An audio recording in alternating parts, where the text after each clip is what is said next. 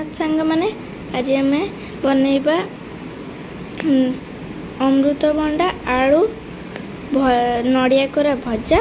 तो पैन रे टिके तेल गरम करदेवे देखिए अब जीरा फुटण आ लंका पकेकी टिके फुटे देवे देखंतु। तापर टिके हिंग पकेबे। एबे टिके पियाज कट्टा पकेदेवे।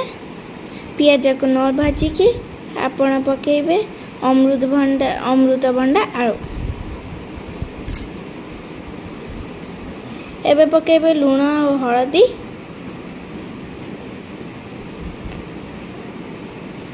अमृतभंडा को भल से सिझे देबे। तो ढाकना देकी 5 मिनिट रखिबे। देखिए एबे खोलिकी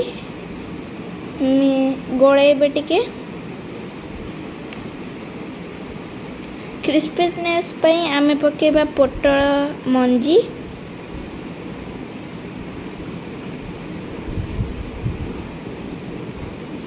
भल से गोळेबे जेमती अमृतभंडा सिझी जीवो।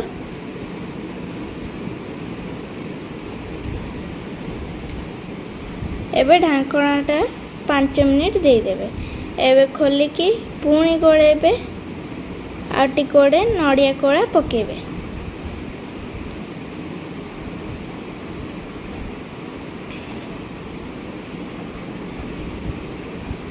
एबे नड़िया कोड़ा को बेसी समय भाजिबेनी ताको सिझिला पर्यंत देबे। एबे ढाकना दे देबे।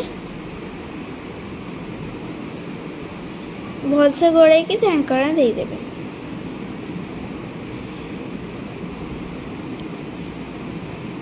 तो टिके समय रहे कि ये हो जाए आमर प्रस्तुत हो जाए नड़िया कोड़ा आलू अमृतभंडा भजा। निश्चय बनेबे घरे। तापर टिके जीरा गुंड पकेदेबे।